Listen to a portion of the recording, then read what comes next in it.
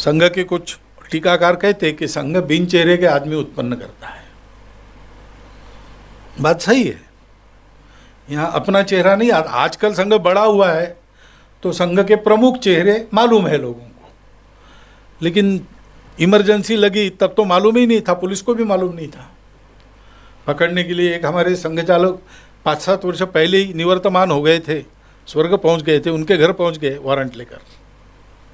पत्नी ने कहा कि वो जहाँ है वहाँ आप जा नहीं सकते। इंस्पेक्टर ने कहा ऐसे कैसे नहीं जा सकते, कहीं भी होगा पता बताओ, निकाल के लाऊंगा। फिर पता बताया पत्नी ने, चुप हो गए। ऐसी अवस्था थी। लेकिन उस अवस्था में से सार्वजनिक जीवन के, जिसको लाइमलाइट कहते, उसमें गए। ये जो सारा अध्ययन परिश्रम आदि सारा था, उसके कारण स्वाभाविक उनका एक स्थान बना, मान्यता बनी।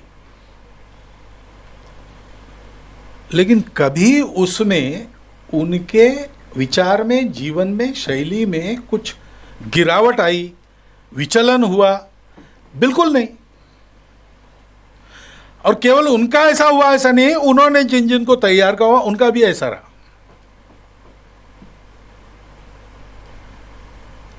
अब ये यानी उन दिनों में पूजनीय गुरुजी के बौद्धिक वर्गों में जब संघ के स्वयंसेवक ऐसे जा रहे थे या भेजे जा रहे थे, कचत देवयानी की कथा आती है कि वहाँ भेजा गया कच्छ को, और उन राक्षसों की संगति में रहकर देवयानी की प्रेम को पाकर भी वो वहाँ बोला, वो वापस आ गया, शाप लिया देवयानी से।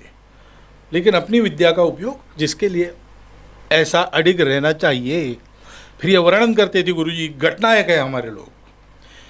फिर हमारे लोग ये संघ के अन्य अन्य क्षेत्रों में राजदूत है या संघ के सेनापति है, तीनों भूमिकाओं का एक उत्तम उदाहरण हम सब लोगों के अध्ययन और अनुकरण के लिए जिन लोगों ने दिया अपने जीवन से, उनमें दत्तोबंद जी।